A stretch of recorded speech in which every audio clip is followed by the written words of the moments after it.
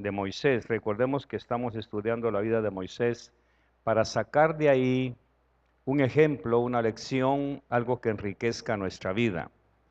Y como hoy es una noche de fe, vamos a hablar de la fe de Moisés, de lo que nos enseña con respecto a su conducta.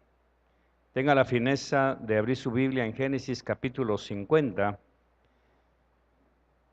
y vamos a honrar la palabra poniéndonos de pie para empezar más que un mensaje, un estudio de lo que la palabra quiere para nosotros esta noche. Génesis capítulo 50, verso 24, dice en el nombre del Padre, del Hijo y del Espíritu Santo. Un día José dijo a sus hermanos, tome nota de la genealogía de los tiempos de los que estamos hablando para que vaya entrando en contexto. Un día José dijo a sus hermanos, yo voy a morir, pero Dios ciertamente os visitará y os hará subir de esta tierra a la tierra que juró a Abraham, a Isaac y a Jacob. E hizo jurar José a los hijos de Israel diciendo, Dios ciertamente os visitará y haréis llevar de aquí mis huesos. Murió José a la edad de 110 años, lo embalsamaron y lo pusieron en un ataúd en Egipto. Espíritu Santo, muchas gracias por tu gracia, tu bondad y tu misericordia. Gracias por esta noche, gracias por permitirnos aprender una lección más que enriquezca nuestra vida y que nos desafíe a hacer, Señor, lo que hizo este gran hombre, que nuevamente entendemos no fue un ser divino, fue un hombre de carne y hueso, un hombre con sus pasiones, con sus dificultades de carácter, pero también con un tremendo anhelo de conocerte, de cumplir tu palabra y sobre todo de consagrarse a tu servicio. Muchas gracias en el nombre de Jesús. Amén y amén. Es interesante este episodio en la vida de los héroes de la Biblia. En este momento, José está hablando con sus hermanos, sus 11 hermanos. Recordemos que José es el que hizo que sus hermanos no pasaran hambre y los protegió en la tierra de Gosén. José fue el instrumento de Dios para preservar la vida de su familia, a base de sufrimiento, de molienda, de yunque. Fue forjando el carácter de este muchacho que a los 17 años empezó a vivir una dimensión de sufrimiento, dolor, traiciones, todo con un solo propósito: preservar la vida de su familia. Años después, cuando llega Jacob con sus otros hijos, José los recibe. Usted conoce la historia, Faraón que simpatiza, el Faraón de este tiempo. Por eso es que a través de la historia vemos que hubo un Faraón que no estaba contento con ellos, pero la misma Biblia lo explica. Dice, y se levantó otro Faraón que no conocía la historia de José, ni sabía qué había sucedido. Lógicamente es un descuido porque todos los gobiernos tienen lo que se llaman anales. Anales son unos libros que llevaban registro de todo lo que sucede en una nación, igual que en nuestro país, El Salvador o Guatemala, cualquiera. Hay un escriba que va registrando todo lo que sucede para la posteridad, para la historia. Pero este faraón no consultó en absoluto los libros de su historia. En consecuencia, cuando llega al trono, empieza a ver que hay un pueblo muy numeroso que no tiene sus costumbres, no adora a sus dioses, que son muy separados, viven en una tierra que están haciendo ahí. La tierra se llama Gosén y empieza una persecución terrible. En medio de todo eso, el Señor va moviendo sus piezas para provocar la salida del pueblo de Israel. La opresión, la persecución, la humillación, los látigos, el trabajo forzado. Debo decirle que en ese momento hay una ley de esclavitud vigente en Egipto. Todos los extranjeros tenían que ser marcados con hierro para hacer entender que son esclavos al servicio de Egipto. Y como esclavos no tenían salario, tenían comida. Los comentaristas dicen que para que pudieran trabajar y sacarles el jugo, los alimentaban bien. De manera que cuando en el desierto ellos dicen, extrañamos las ollas de carne, los puerros y los ajos, es cierto, porque la única manera de mantenerlos trabajando para construir las ciudades de Ramsés y Pitón, como dice la Biblia, necesitaban esclavos bien fuertes. En consecuencia los alimentaban. Pero aquí viene la paradoja. La esclavitud también lleva sus desventajas. La esclavitud, con tal de mantener, voy a decirlo así, con tal de mantener esclavo a alguien, le dan lo que pide. Pero eres mi esclavo. Así que aquella frase que ellos dicen en el desierto era cierto. Pero ellos no dimensionaron que las ollas de carne, los grandes banquetes que se daban, no era para que los disfrutaran, era para sacarles el jugo.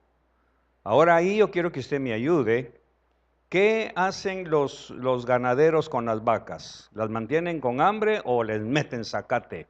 ¿Pero cuál es el fin? Ah, ¿verdad? Eso es lo que hay en este contexto de Egipto.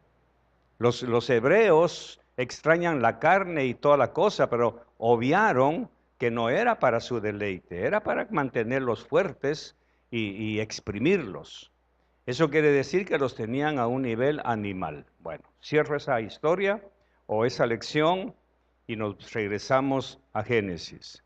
Así que José ha estado en el trono como virrey y logró que todos sus hermanos, que eran 37 personas, las que entraron, dice la Biblia, se ubicaran en Gosén con sus ganados y todo. Pero resulta que empezaron a crecer y a crecer, y a José, dice la Biblia, si me ponen en la pantalla el verso 25, habitó José en Egipto, él y la casa de su padre, y vivió José 110 años.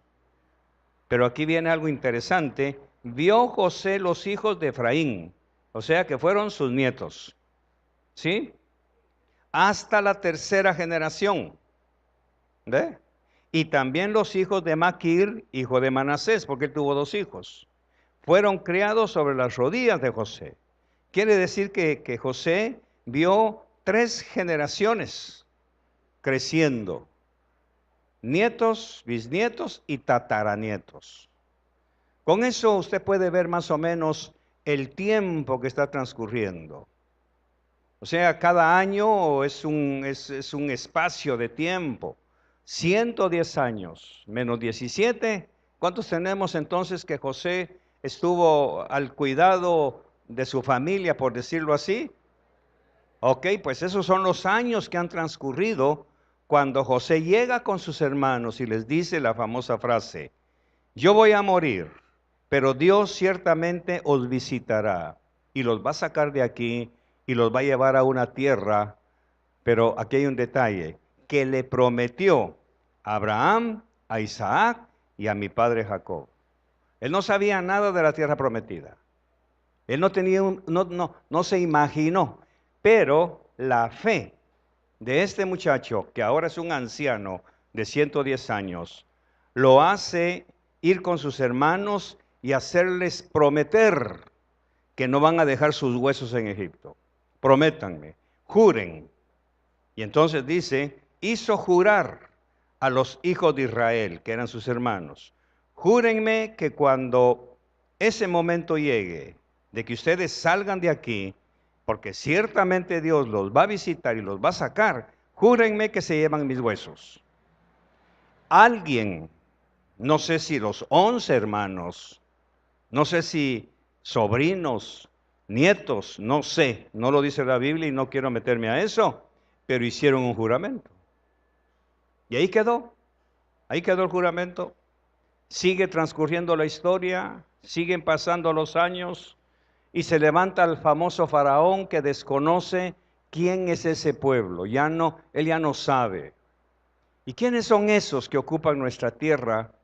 Ahora la pregunta, ¿por qué se hicieron notar? No eran egipcios, no se rapaban, no se pintaban la cara, no adoraban a sus dioses. Es cierto que trabajan para él, porque lógicamente son extranjeros, son esclavos, pero no se visten como nosotros, no adoran nuestros dioses. Eso usted lo puede leer cuando los asesores de Faraón dicen, hay un pueblo ahí que no adora a tus dioses, Faraón. ¿Y quiénes son? ¿Qué están haciendo aquí? ¿Quién les dio esa tierra? Y nadie supo responderle. Así que en ese momento empieza una opresión más fuerte todavía. Los empiezan a oprimir. En ese momento de la historia, empiezan ellos a clamar por el Mesías, por un libertador que había prometido Dios en algún lugar. Todo esto usted debe tomarlo en cuenta, que no fueron los 11 hijos. Fue un puchito de ancianos, de nietos de Jacob, uno de los hijos posiblemente, déjenme imaginar, tal vez Judá, que es la intercesión por excelencia. Empezaron a clamar, Señor, no aguantamos, envíanos a alguien. Tú prometiste liberarnos. Tú le dijiste a nuestro ancestro Abraham que después de 430 años nos ibas a sacar de aquí. Por favor, ya no aguantamos, y empezaron a clamar. Y entonces, en otro país, en Madián, anda un hombre, ¿ve? Pastoreando ovejas. Y ahí está escondido, este hombre tiene 80 años, es un anciano, para nosotros es un anciano, para Dios es sencillamente un joven, y le habla Moisés, necesito que vengas. Y empieza un diálogo, usted ya lo sabe bien. Así que ahora Dios le dice esto, el clamor de mi pueblo ha llegado a mí. Muchas veces nosotros los cristianos no clamamos, sencillamente dejamos que las cosas pasen. Uno de los sellos de la fe es clamar, pero no un clamor congregacional, es un clamor íntimo, personal, es rasgar el alma, es postrarse a los pies del Señor cada mañana, cada noche, cada día, como usted quiera, y derramar su alma a los pies del Señor con la certeza que su clamor va a llegar al cielo y que va a llegar la respuesta. Cuando el kairos de Dios llegue, su respuesta va a llegar. Así que en este momento estoy saliendo de Egipto y estoy en Madián. Ahí está la zarza y Dios le habla a Moisés. El clamor de mi pueblo ha llegado hasta mí. Te voy a mandar y toda la cosa. Moisés llega a Egipto y empieza el proceso de las plagas. Y quiero que con su mente me ayude a ir imaginando los tiempos. Llega Moisés a Egipto y empieza el proceso de ablandar a Faraón. Aunque cuando yo digo ablandar, no es porque lo ablande, sino lo endurece. Pero es porque Dios tiene su método para obligarlo a ir, a dejar ir al pueblo. Ahí está el proceso. Según la historia, dice que cada plaga tardaba 7 días. Y fueron 10.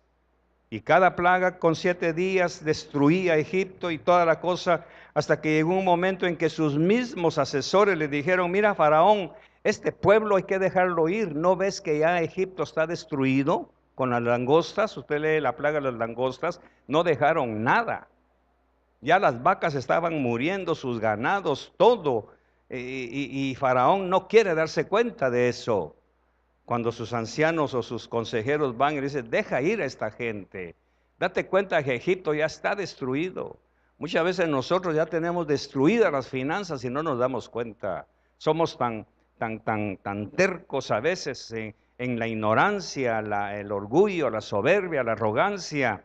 No nos damos cuenta. No es que no lo veamos. Hay una ceguera que no nos deja ver que ya nuestra situación ya está totalmente deprimida, no de depresión, no, deprimida, o sea, comprimida, ya no queda nada pues, y no nos queremos dar cuenta. Esa es figura nuestra. Así que Faraón ya empieza a negociar. Vayan, pero me dejan a los niños. No. Vayan, pero me dejan el ganado. Tampoco. Vayan, pero me dejan a las mujeres. No, Faraón. Tenemos que ir todos. Y mientras tanto, Dios apretando y apretando y apretando hasta que llega el momento de la última plaga, la muerte de los primogénitos. Ok. Pero para saber que me está siguiendo con esta cronología, ¿qué pasó con Moisés? Ahí está Moisés. Ahí está Moisés, trabajando con Aarón. Ahí está. Llega el momento en que la famosa noche de Nisan, el mes de la Pascua, todo mundo está matando su cordero, poniendo la sangre, porque el ángel de la muerte va a pasar. Pero aquí empieza ya el proceso de la fe. De eso quiero hablarles. Cuando el pueblo de Israel está a punto de salir de Egipto, la noche de la Pascua, del 14 de Nisán, que es marzo, después de la última plaga, de la muerte de los primogénitos, está pasando algo. Hay dos episodios. Veamos el primero en Éxodo capítulo 13, verso 19. Ahora nos vamos ya a Éxodo capítulo 13 y va a ver la maravilla de todo. Este estudio es maravilloso, mis hermanos, para que aprendamos algo muy interesante. Éxodo 13, verso 19. Vamos a ver si estoy bien. No, estoy mal. ¿Perdón? Ah, sí. Todo mundo está, veamos primero Éxodo 12, por favor. Éxodo 12. Retrocedamos ahí. Éxodo 12. A ver si lo leemos mejor. Éxodo 12, verso 35. Para ir en el orden cronológico que el Señor me dio para esto. Ya 35. E hicieron los hijos de Israel conforme al mandamiento de Moisés. Moisés le dice, en este momento en que todos los egipcios están están llorando la muerte de sus primogénitos, nosotros, le dijo Moisés, callada la boca, con el pan sin levadura, vamos a salir en silencio. Pero antes de eso, vamos a cobrar el sueldo de 430 años que nunca nos han pagado. Así que vaya cada uno de ustedes con su vecino y pídanle oro, joyas, ropa, todo lo que puedan, cobren su salario. Y entonces, hicieron los hijos de Israel conforme al mandamiento de Moisés, pidiendo de los egipcios alhajas de plata y de oro y vestidos. ¿Ya lo vio? Ahí están cobrando su sueldo. Ahora, lógicamente, ¿cómo hicieron los egipcios para darles eso? Porque en este momento, ellos no están para oro. Tienen un muerto ahí. Tienen a un hijo, una hija, un nieto, un primogénito. Ahí está muerto. Están llorando. Y los otros tocan la puerta. ¿Me puedes dar algo de oro? Llévate lo que quieras, si por tu culpa se murió mi primogénito. Llévate lo que quieras. Entonces, lógicamente, aquellos se llevan todo lo que pueden. Ropa, joyas, todo lo que encontraron. Los otros están chillando y los hebreos están tomando lo que les pertenece. Así que todos están ocupados tomando las joyas, el oro y todo. ¿Me sigue? Ok. Todos están cumpliendo esa promesa que Dios les había dicho, saldréis ricos, saldréis prosperados. Y aquí quiero preguntar, ¿cómo salió usted del mundo cuando el Señor los sacó de ese Egipto de pecado? ¿Cómo salió? Posiblemente mi pregunta parezca anacrónica, pero se lo voy a explicar. Salimos ricos. ¿Cómo que salimos ricos, pastor? Salimos enriquecidos con la experiencia de que no vuelvo a ese mundo por todo lo que hice.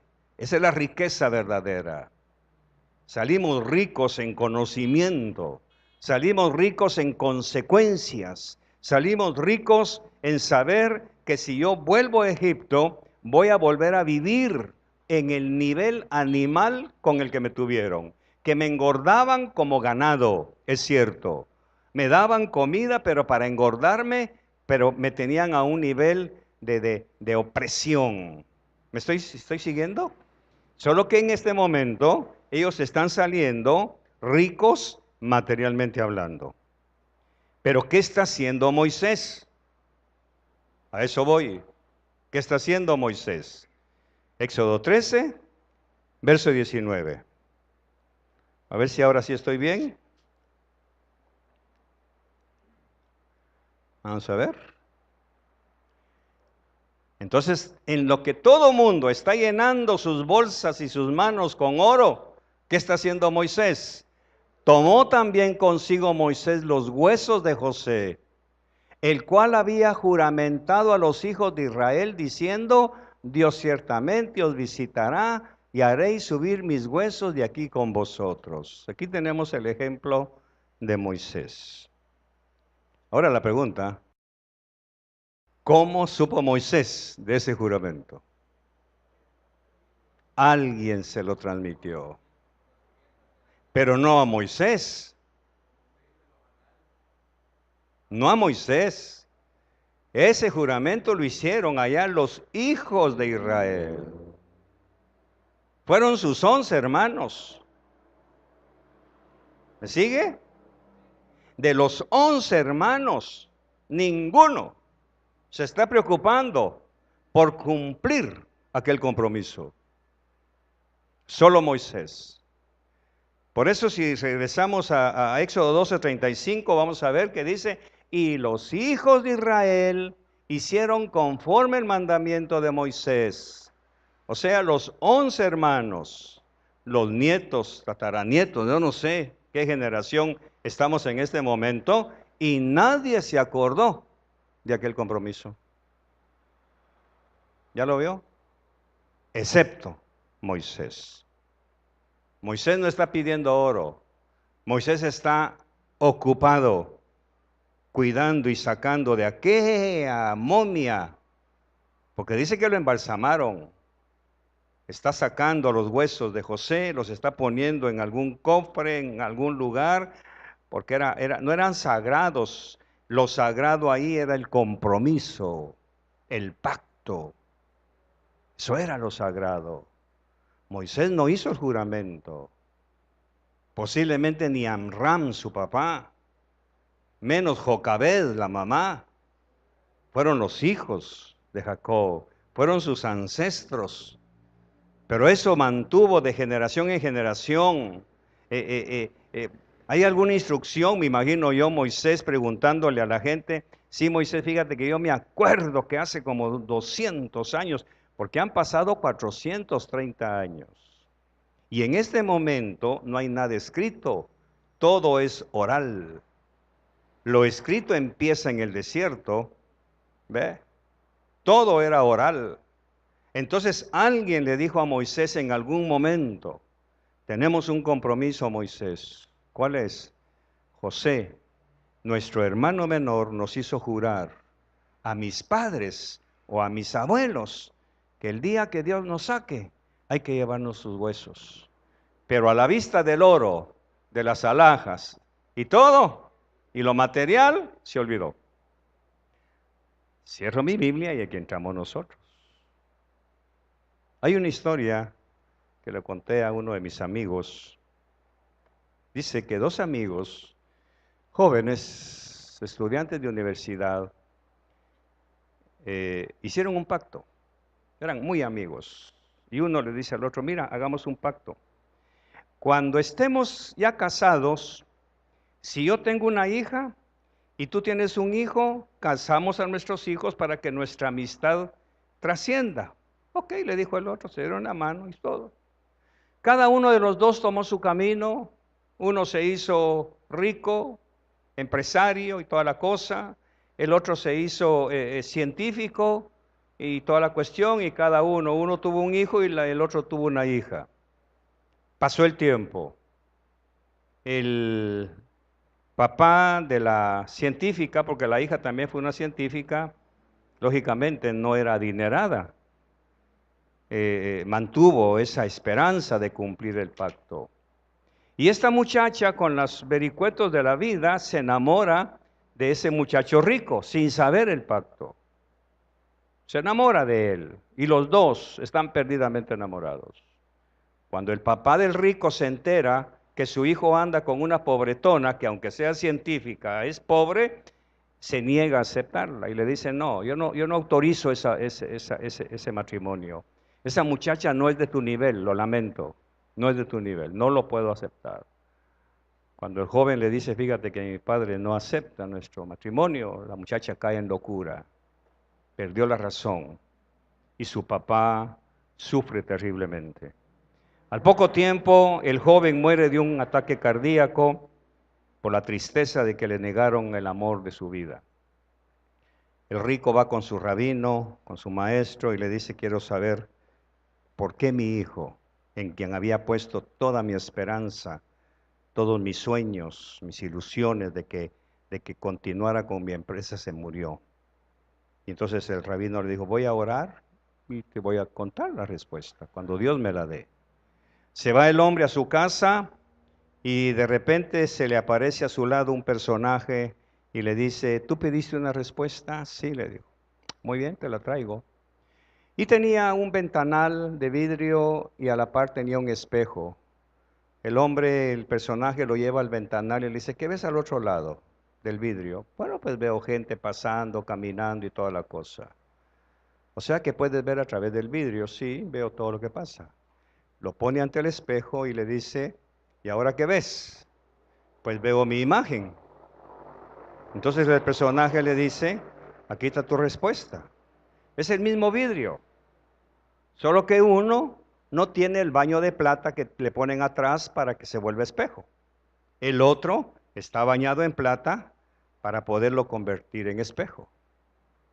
Desde que la plata entró a tu casa, te olvidaste de tus promesas. Esa es la moraleja. Desde que la plata entró en las manos de los hijos de Jacob, se olvidaron de la promesa, menos Moisés.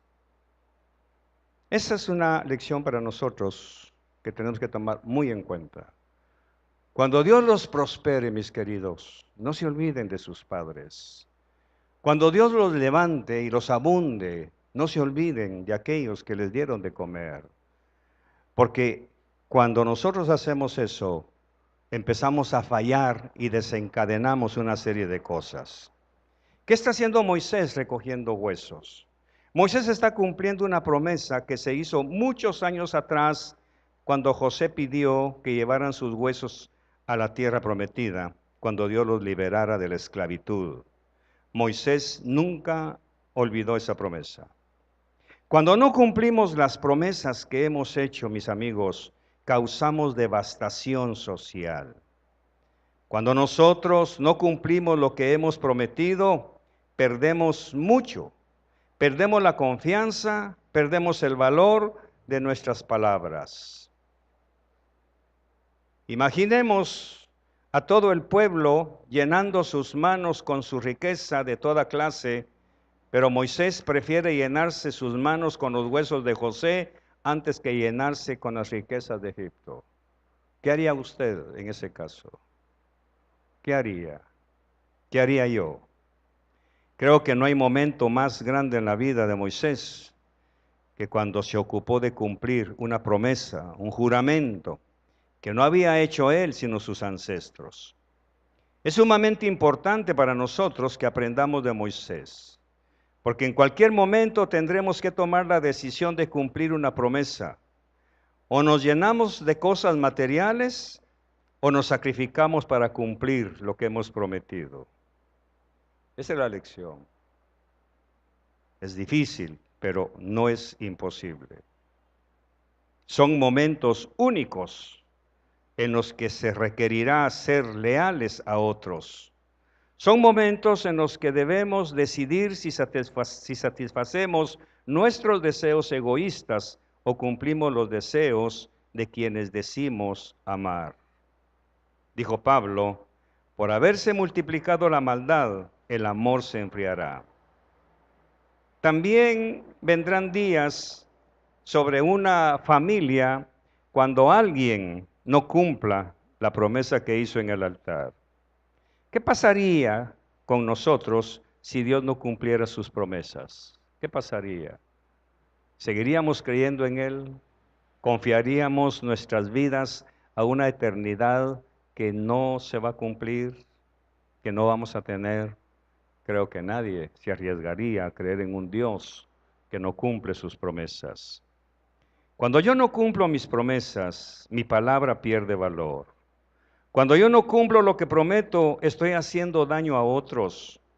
Cuando yo no cumplo mi palabra, mi querida iglesia, pierdo la confianza de otros.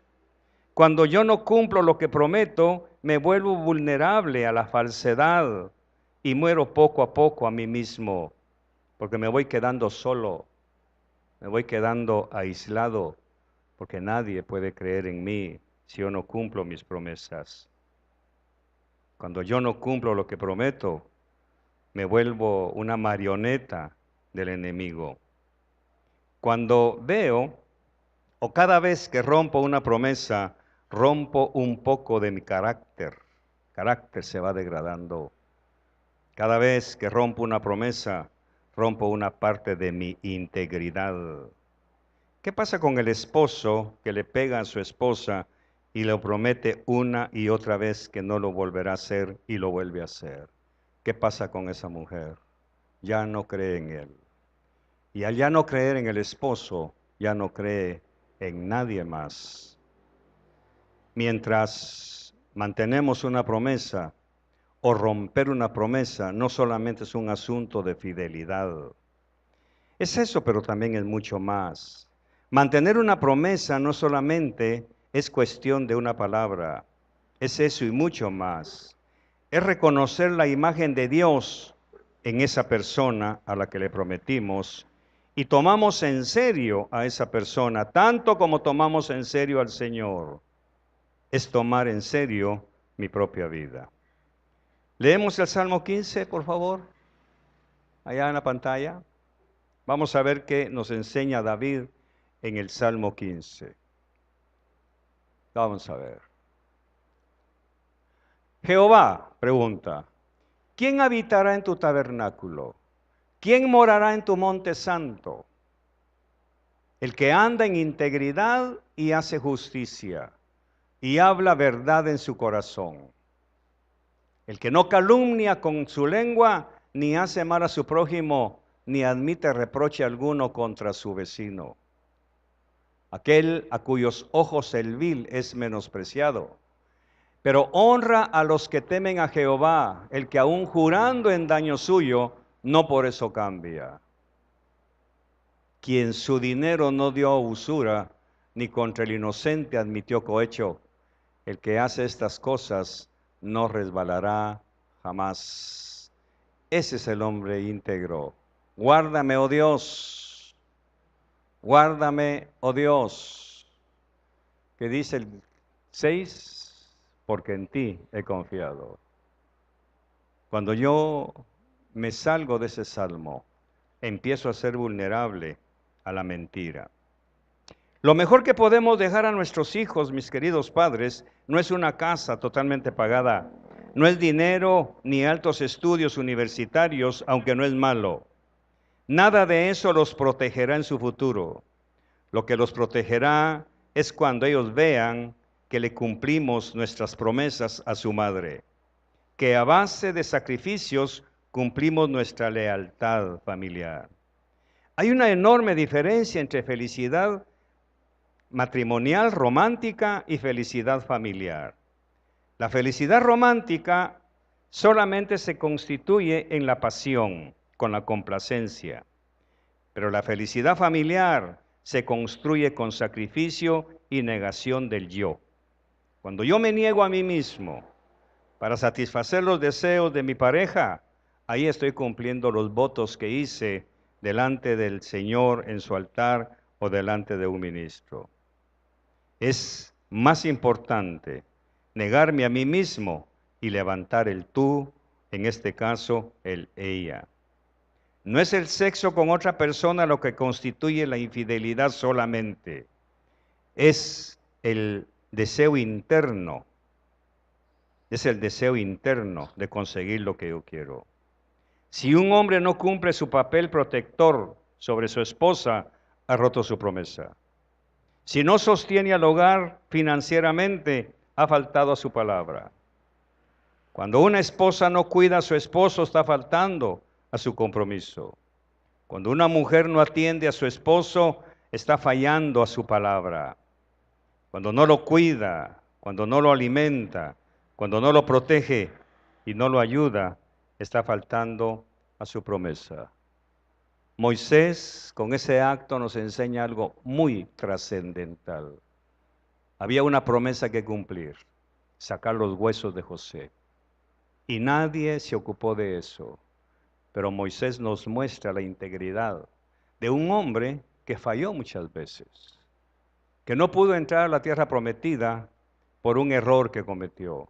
Pero dentro de ese ínterin, Moisés tiene destellos de grandeza. Y eso es un desafío para nosotros. Tenemos que vivir de acuerdo a los principios. Por eso estoy muy ocupado tratando de cuidar no solamente lo que me corresponde hacer, y no es que sea perfecto ni santo, no quiero eso, pero los hombres debemos cuidar muchísimo los pactos que hicimos.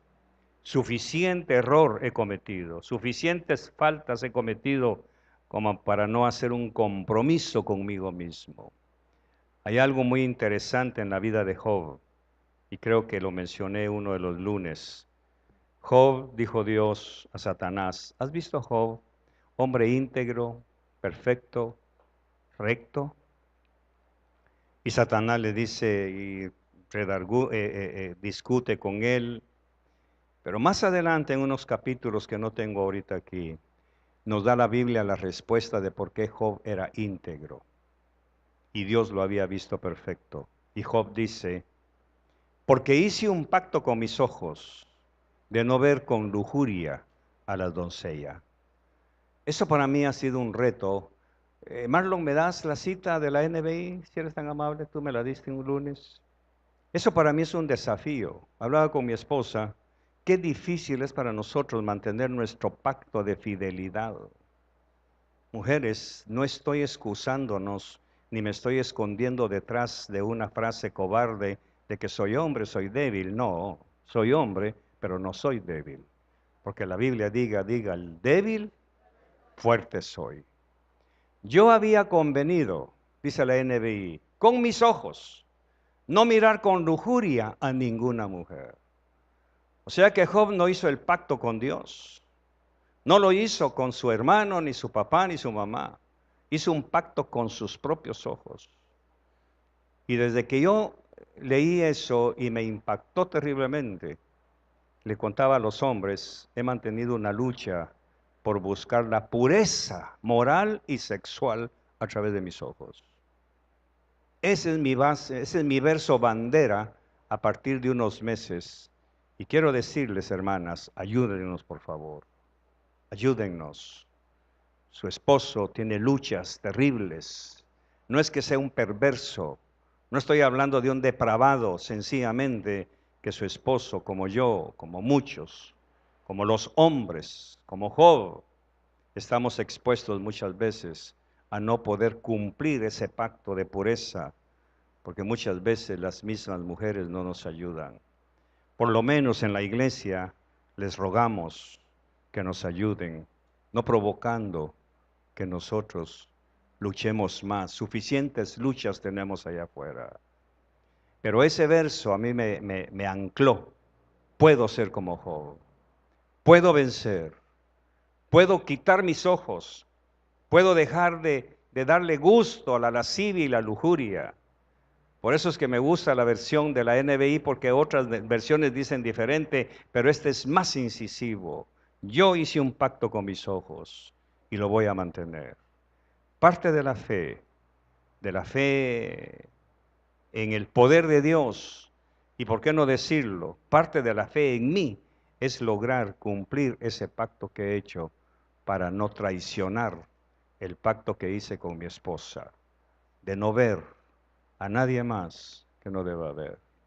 Suficiente culpa he tenido en el mundo, suficientes errores he cometido como para que, como le digo al Señor, quiero que esta tercera etapa de mi vida, y no es que me sienta de la tercera edad, pero tengo que ser sincero.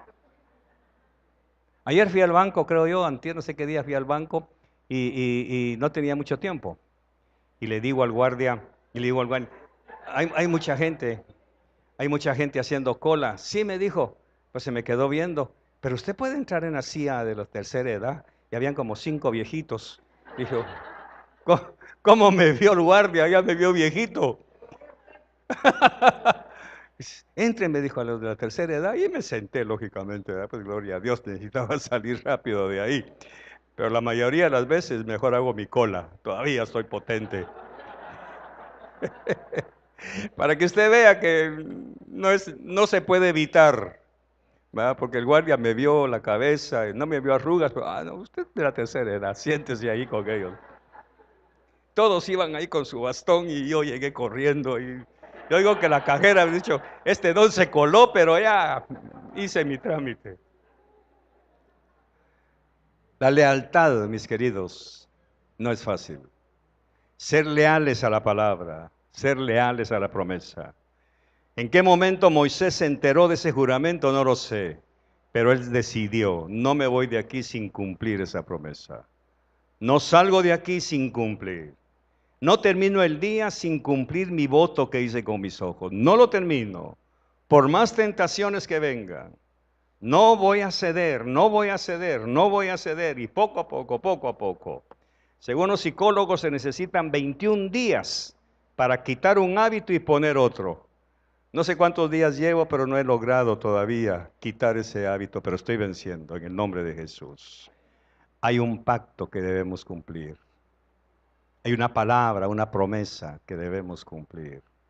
Y Moisés nos enseña que a pesar del tiempo, todavía podemos vivir al nivel de los hombres y mujeres fieles a la palabra. Hoy hay mucha lujuria, mucha lascivia. Ustedes ni se imaginan que como pastor me entero de tanta infidelidad. Me asusta y eso me compromete cada vez más a cuidar mis pactos que he hecho ante Dios y conmigo mismo. Eso es parte de la fe, no perder la fe en usted. No pierda la fe de que usted puede hacerlo. Dios no lo va a hacer. Dios no lo va a hacer. Él ya puso el ingrediente necesario para que nuestra fe nos lleve a ese nivel. Con esto creo que la fe no habla solo de dinero. La fe también habla de conducta, habla de identidad, habla de valor, habla de moral. La fe abarca un abanico tremendo de situaciones en las cuales por fe yo declaro que puedo vivir al nivel de esos grandes hombres que no fueron perfectos, pero que buscaron la santidad. Eso es fe también. Amén. Padre, muchas gracias por tu palabra. Te bendecimos, te agradecemos esta reflexión. Ayúdanos a nosotros, hombres y mujeres, a mantener nuestra lealtad, a mantener nuestra fidelidad. Primero contigo, Señor, porque tú nos rescataste de Egipto. Que nunca nos olvidemos, como pasó con los gabaonitas, que Saúl los mató y David pagó las consecuencias porque Josué había hecho un pacto de no tocarlos. Señor, ayúdanos a recordar estas palabras, que podamos hacer un pacto con nosotros mismos esta noche. O quizá en este momento alguien haga un pacto de no caer en chismes. Hago un pacto con mi lengua, hago un pacto con mi corazón, hago un pacto con mis ojos, hago un pacto conmigo mismo de no ceder a las tentaciones carnales. No hablo de sexo, de adulterio, ni fornicación. Estoy hablando de lascivia,